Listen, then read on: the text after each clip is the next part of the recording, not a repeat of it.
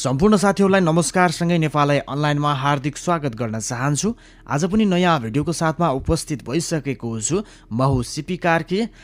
आज भने म तपाईहरुको सामु जीमेल आईडी कसरी मोबाइलबाट खोल्ने यसको बारेमा जानकारी दिनका लागि उपस्थित भएको छु। पक्कै पनि साथीहरु तपाईहरुका लागि एकदम महत्त्वपूर्ण भिडियो हुन सक्छ। सुरुदेखि अन्त्यसम्म हेरिदिनु होला र त्यसैगरी यस YouTube च्यानलबाट तपाईले पहिलो चोटी भिडियो हेरिराख्नु भएको छ भने यस YouTube च्यानललाई सब्स्क्राइब गरिदिनु होला भन्दै आजको भिडियो सुरु गर्न गइरहेको छु।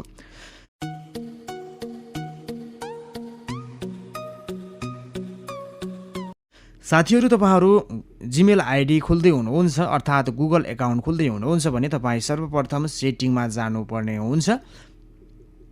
सेटिङमा गइसकेपछि तपाईहरुले एकाउन्टबाट पनि बनाउन सक्नुहुन्छ साथीहरु। आज म भने तपाईलाई गुगलबाट बनाउन गइरहेको छु किन भन्दा गुगलबाट एकदम सजिलो लाग्छ है मलाई। तपाईहरुलाई जहाँबाट सजिलो लाग्छ तपाईहरुले त्यहीबाट बनाउन सक्नुहुन्छ एकाउन्टबाट अर्थात गुगलबाट। म चाहिँ गुगलबाट जीमेल आईडी बनाउन गइरहेको छु। साथीहरु यहाँनिर सिपी कार्की देखाइरहेको छ। यो मेरो चाहिँ पुरानो जीमेल आईडी हो। यहाँनिर तपाईले देख्न सक्नुहुन्छ। अब पनि हामी नयाँ खोल्न गइरहेका छौं। त्यसैले गर्दा तपाईहरुको पुरानो छ भने तपाईको यस्तो देखाउँछ। तपाईहरुको पुरानो छैन भनेपछि तपाईहरुको सिधै एट अनदर अकाउन्ट भनेर देखाउँछ। म अब भने एट अनदर अकाउन्टमा गइरहेको छु।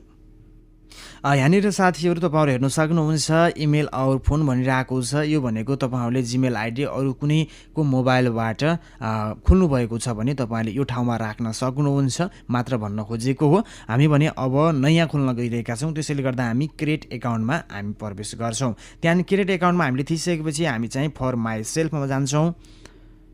फर माइ सेल्फमा गइसकेपछि हामीले फर्स्ट नेम र त्यसैगरी लास्ट नेम भनेर यहाँनिर देखाइरहेको छ। फर्स्ट नेम तपाईहरुले आफ्नो नामहरु राख्दै हुनुहुन्छ भने तपाईले आफ्नो नाम राख्न सक्नुहुन्छ। लास्ट नेममा आफ्नो जात राख्न सक्नुहुन्छ साथीहरु। यहाँनिर फर्स्ट नेममा चाहिँ म आज राखे सीपी भनेर मैले फर्स्ट नेममा राखिसकेको छु र लास्ट नेममा मैले चाहिँ कार्की भनेर राख्छु। पक्कै पनि साथीहरु मैले फर्स्ट नेम र लास्ट नेम राखिसकेको छु। अब हामीले नेक्स्ट गर्नुपर्ने हुन्छ। अब साथीहरु हामी भने यहाँनिर देख्न सक्नुहुन्छ तपाईहरुले आफ्नो जन्म मिति र त्यसैगरी आफ्नो लिङ्ग अथवा आफू महिला हो या पुरुष हो भनेर राख्नुपर्ने हुन्छ। साथीहरु यहाँनिर मैले जन्म मिति राखे। जन्म मिति राख्दाखेरि चाहिँ हामीले अंग्रेजी अथवा इसी सम्बन्धमा हामीले राख्नुपर्ने हुन्छ।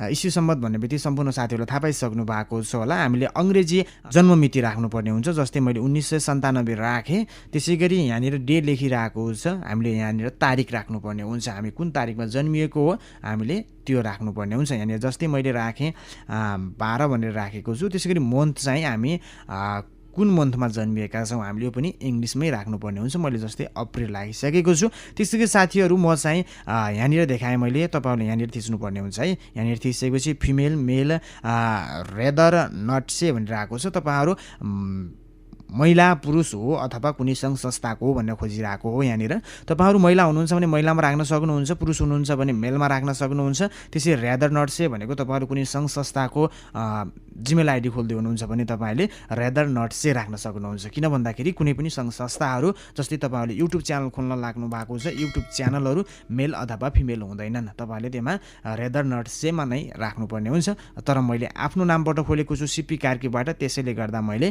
यहाँनिर मेलमा राखिसकेको छु। साथीहरु अब भने म नेक्स्ट गर्छु।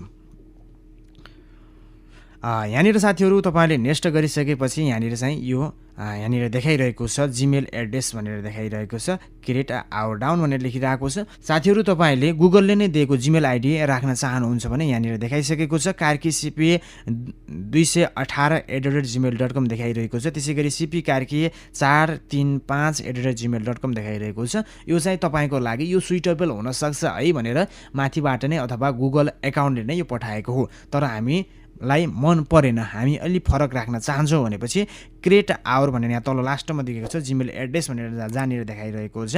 हामीले त्यहाँनिर थिच्नुपर्ने हुन्छ। साथीहरु तपाईहरुले जुन जीमेलले नै पठाएको यी एकाउन्टहरु राख्नु भयो भने हामीलाई जहाँसम्म लाग्छ मोबाइल नम्बर चाहिँ राख्नु पर्दैन। साथीहरु तलकोमा राख्यौं भने हामीले चाहिँ मोबाइल नम्बर राख्नुपर्छ।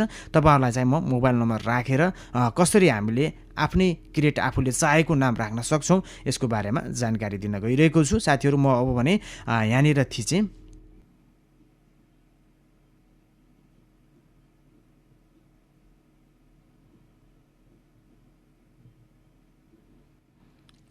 पक्कै पनि साथीहरू अब भने हामी यहाँ प्रवेश गरिसकेका छौँ। यहाँनिर चाहिँ तपाईँले पासवर्ड राख्नुपर्ने हुन्छ साथीहरू। म चाहिँ पासवर्ड राख्न गइरहेको छु।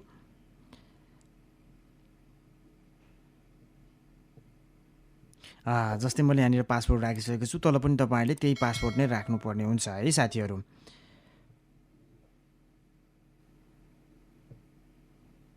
दुवै ठाउँमा साथीहरू तपाईँहरूले दुवै ठाउँमा एउटै पासवर्ड राख्नुपर्ने हुन्छ। पासवर्ड र कन्फर्म लेखेको ठाउँमा तपाईँले दुवै ठाउँमा एउटै पासवर्ड राख्नुपर्ने हुन्छ। र त्यसै गरी साथीहरू अब भने यहाँ जिमेल आइडी बनिसकेको छ। यहाँनिर देखाइसकेको छ रिभ्यू आवर एकाउन्ट इन्फो भनेर देखाइरहेको छ। अब भने हामीले गुगल आइडीको बारेमा अथवा जिमेल आइडीको यहाँनिर जस्तै तपाईँहरूले यो जिमेल आइडीको बारेमा केही जानकारीहरू हेर्न सक्नुहुन्छ। तपाईँहरूले यो जानकारीहरू हेर्नुभयो भने तपाईँलाई एकदम महत्त्वपूर्ण कुराहरू यहाँ सिकाइएको छ। जिमेल आइडी कसरी चलाउने, जिमेल आइडी चलाउँदा के फाइदा हुन्छ, यसको बारेमा यहाँ चाहिँ जानकारी दिएको छ। तपाईँहरूले हेर्न सक्नुहुन्छ है साथीहरू। त्यसै गरी अब भने हामी यहाँनिर जान्छौँ भने अब भने साथीहरू यहाँनिर जिमेल आइडी बनिसकेको छ। यहाँ सेभ गर्नका लागि अनुरोध गरिरहेको छ। मैले चाहिँ सेभ गरिदिएँ। हेर्न सक्नुहुन्छ साथीहरू यहाँनिर मेरो भर्खरै मात्र मैले क्रिएट गरेको जिमेल आइडी बनिसकेको छ। यहाँनिर जस्तै cpkarki456@gmail.com भनेर बनिसकेको छ। अब हामीले यो जिमेल आइडी बनाइसकेपछि यो जिमेल आइडी हामीले जुनसुकै ठाउँमा पनि प्रयोग गर्न सक्छौँ साथीहरू। जस्तै मैले जानकारी गराएँ, तपाईँहरूले यहाँनिर जिमेल आइडीमा पनि प्रयोग गर्न सक्नुहुन्छ, युट्युबमा पनि तपाईँले प्रयोग गर्न सक्नुहुन्छ। युट्युबमा सब्सक्राइबर हान्नको लागि र त्यसै गरी कुनै व्यक्तिलाई लाइक कमेन्ट हान्नको लागि पनि तपाईँले प्रयोग गर्न सक्नुहुन्छ। जस्तै गरी यहाँनिर फोटो देखाइरहेको छ।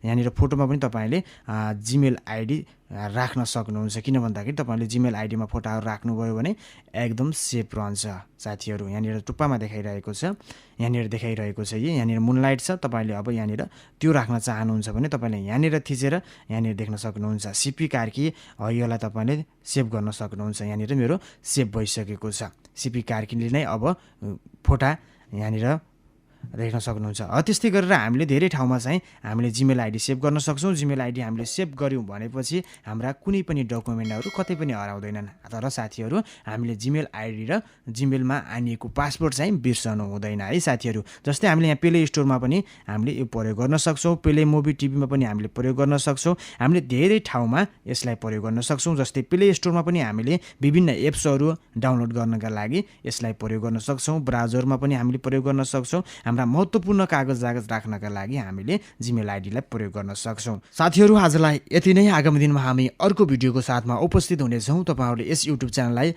सब्सक्राइब गरिदिनु होला र नजिक रहेको बेल आइकनलाई थिचिदिनु होला भन्दै आजलाई भने म बिदा हुन्छु। नमस्कार सम्पूर्ण साथीहरूलाई।